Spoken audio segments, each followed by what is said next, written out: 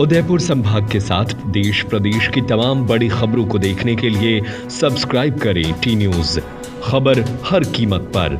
सांसद डॉक्टर मन्नालाल रावत ने अपने 1 साल के कार्यकाल की समीक्षा करते हुए सोमवार को आयोजित प्रेस कॉन्फ्रेंस में भारत आदिवासी पार्टी बाप पर गंभीर आरोप लगाए। रावत ने बाप को लुटेरी गैंग करार दिया और आरोप लगाया कि यह पार्टी आदिवासी समाज में भ्रम और विघटन फैलाने का काम कर रही है। प्रेस को संबोधित करते हुए सांसद रावत ने बागीदौरा विधायक के रिश्वत मामले का हवाला देते हुए कहा कि बाप ने बेईमानी का इतिहास रच दिया है। यह पार्टी अब जनसेवा नहीं बल्कि निजी स्वार्थ के लिए काम कर रही है।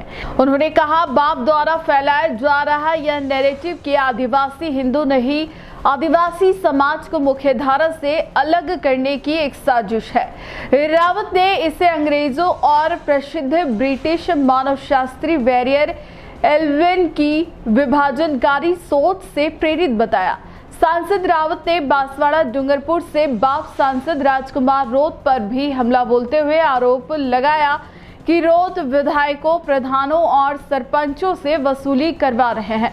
उन्होंने कहा कि क्षेत्र के जनप्रतिनिधियों को डराकर बाप अपनी राजनीतिक सत्ता कायम रखना चाहती है। रावत ने हाल में चर्चित ऑपरेशन सिंदूर के मसले पर कहा कि इस विषय पर केवल वोट बैंक की राजनीति नहीं होनी चाहिए।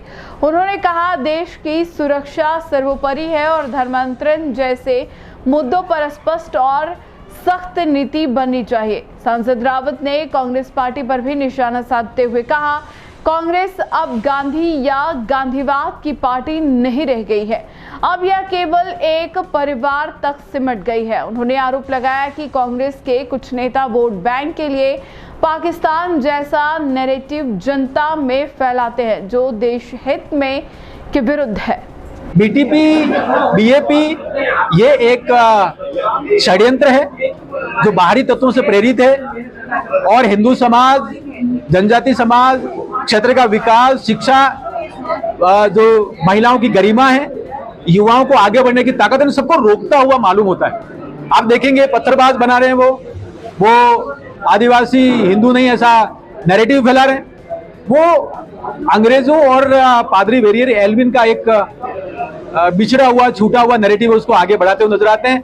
ये पूरी तरह से फ्रॉड है, ये लुटेरी गैंग है और लुटेरी गैंग की वजह से ये सारे काम कर रहे हैं। जो इनके सांसद हैं राजकुमार जी रोत, वो सारे इनके संसाधन है, पैसे हैं, उसको लेकर बैठ गए और दूसरे विधायक हैं, दूसरे जो सरपंच और प्रधान हैं उनसे वसूली करवा रहे हैं। उसका एक नमूना है कि बागीदौरा से आने वाला एक विधायक जय Krishna Patel anti corruption bureau द्वारा रंगे हाथों गिरफ्तार हुआ है। मुझे लगता है उनकी जो उन्होंने एक इतिहास रचा है बेईमानी का, लुटेरी गैंग का, ये इसको भुगतेंगे और जनता इसका जवाब देगी। जो आदिवासियों में धर्मांतरण का विषय बहुत बड़ा मामला है और या तो उनकी आर्थिक स्थिति मजबूत नहीं होती है या फिर कोई और।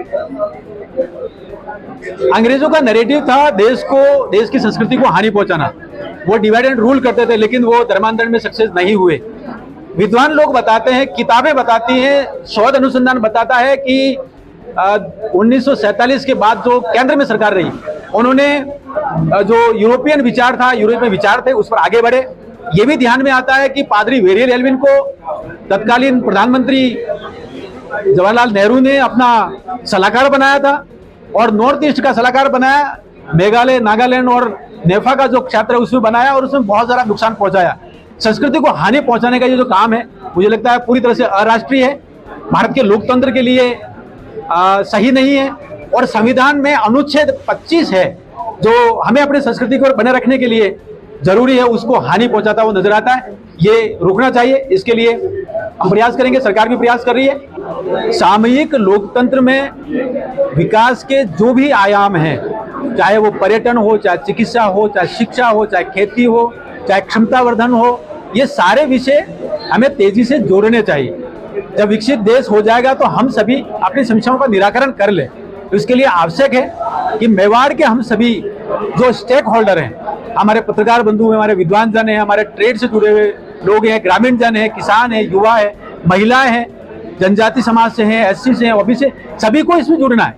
तो जब हम सभी इसके भागीदार हैं तो हमारे जो आइडियाज है, हमारी समस्याएं हैं, उसका संभावित निराकरण है, यदि हम उन सबके सामने लाएंगे, हम तक पहुंचाएंगे, हम प्रयास करेंगे कि सरकार की योजनाओं के साथ में उसको जोड़ें, दूसरे जो भी इसमें काम करें उनके साथ जोड़कर उनका निराकरण करें। संभवतः यही विकसित भारत का जो अंतिम लक्ष्य है कि सबका साथ, सबका विकास, सबका प्रयास और सबका विश्वास कायम हो। मुझे नवाचार उदय केलेला आहे, इसके बारे में थोड़ा देखिए, ट्रिपल टी हमारी ताकत है। आप देखेंगे टूरिज्म हमारी बहुत बड़ी ताकत है, विरासत के साथ विकास और बाकी सारे आयाम उसमें जुड़ते हैं। और यदि एक पर्यटक आता है तो करीब 10 लोगों को रोजगार देकर जाता है और हमारी यहाँ की इकोनॉमी को ताकत मिलती है। पहला टी टूरिज्म है, दूसरा ट्राइबल है। जब ट्राइबल में आप देखेंगे कि यहाँ का जनजाति बाहुल्य क्षेत्र है, तो क्षमतावर्धन हो, खेती अच्छी हो, गांव ठीक ठाक हो, जो जनजाति क्षेत्र के विकास के लिए धरती आबा जनजाति उत्कृष्ट ग्राम अभियान है वो अच्छे से हो, जल संरक्षण हो, पर्यावरण हो, ये सारी बातें हमें सामने दिख रही है। तो दूसरा टी ट्राइबल है। तीसरा, हम ट्रांसपोर्टेशन को लेकर बहुत समृद्ध हैं। भारत का जो ईस्ट वेस्ट कॉरिडोर और स्वर्णिम चतुर्भुज दोनों मेवाड़ से होकर गुजरते हैं, उदयपुर से होकर गुजरते हैं। भारत के गिने चुने शहरों में हमारा नाम है, उसको लेकर बहुत संभावनाएं हैं। यहाँ की रेल दक्षिणी भारत से जुड़ चुकी है, ब्रॉडगेज हो गया, और एयर कनेक्टिविटी भी बहुत अच्छी है। मुझे लगता है ये सारी जो चीजें हैं बहुत अच्छी हैं, और आगे जाकर यदि हम इसमें कुछ नए आयाम जोड़ेंगे, टेक्नोलॉजी को जोड़ेंगे, ट्रेड को जोड़ेंगे और जो ट्रेनिंग कैपेसिटी बिल्डिंग उसको जोड़ेंगे, तो जो नए 3 T's हैं वो इसमें ताकत देंगे।